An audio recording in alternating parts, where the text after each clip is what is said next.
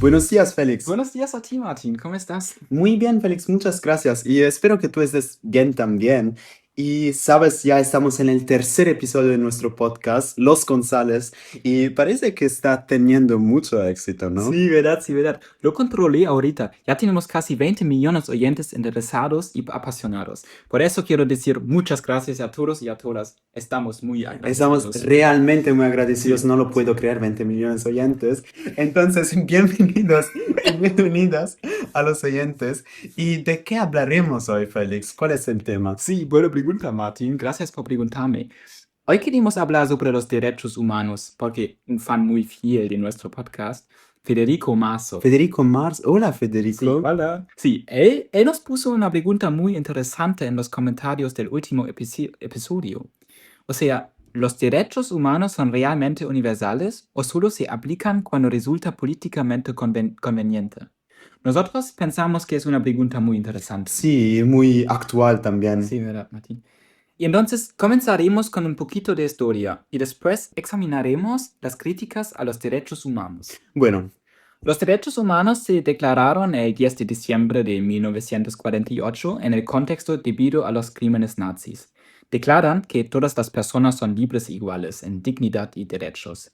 La declaración fue elaborada por un grupo muy diverso, pero predominantemente hombres, obviamente. Además, durante este tiempo, las tensiones entre Oriente y Occidente y las diferencias de valores de la época dificultaron el acuerdo.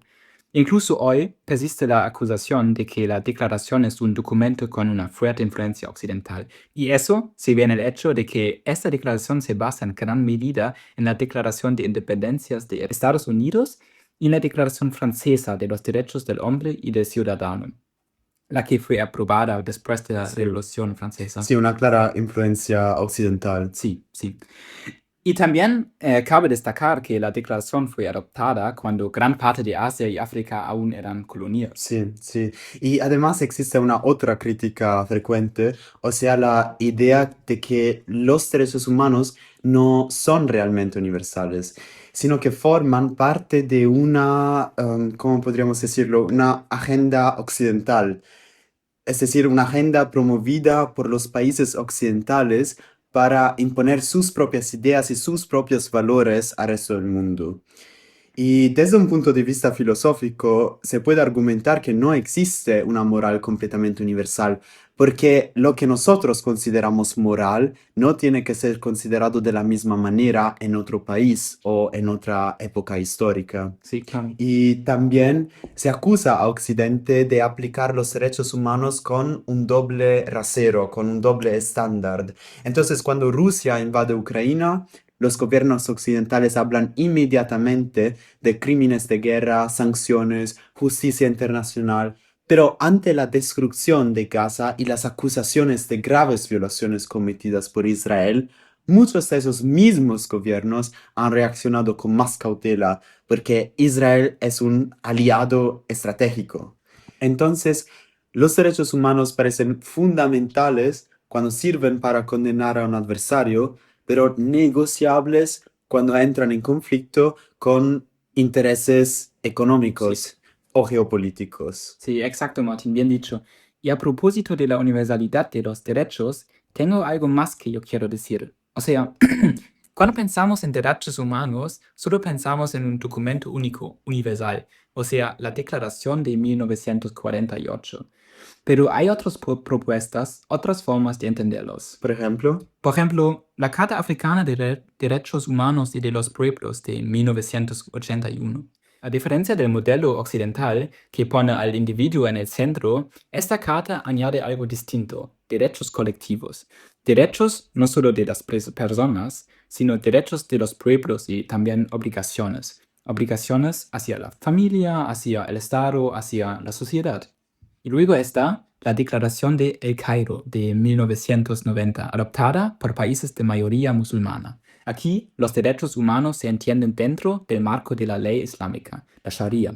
Por ejemplo, entre la libertad de religión y la igualdad de derechos, la Sharia tiene prioridad. Entonces, tenemos que preguntarnos, ¿pueden los derechos humanos ser realmente universales o deberían formularse de manera distinta según cada cultura? precisamente para no repetir estructuras coloniales del pasado. Sí, sí, exacto. Y puede ser, creo que tal vez es mi propuesta, podríamos ver la Declaración de los Derechos Humanos menos como una ley universal y más como un experimento, como un intento de crear o desarrollar un discurso público universal sobre esos derechos para llegar a entender cuáles consideramos universales y en qué aspectos es necesario encontrar un acuerdo, como un compromiso entre las culturas. Podría ser una opción, sí. Ujú. En resumen, los derechos humanos no son inútiles, pero tampoco se aplican automáticamente. Creo que el problema principal no es su existencia, sino los dobles estándares, la falta de voluntad política y la debilidad de las instituciones encargadas de protegerlos frente a intereses económicos más poderosos. Aunque la crítica a este concepto esté en parte justificada, en realidad deberíamos exigir que los derechos humanos se apliquen de manera coherente. Sí, sí, creo que esas palabras son las palabras más adecuadas para concluir ese episodio de nuestro podcast. Sí, estaríamos felices si quisieran discutir con nosotros en los comentarios, compartir vuestra opinión y gracias por escuchar nuestro podcast. Exacto, entonces saludamos a nuestro público, a nuestros fieles oyentes y a nuestra fan Eva y les deseamos un buen fin de semana. Sí, muchas gracias, un buen fin de semana. Hasta el próximo episodio.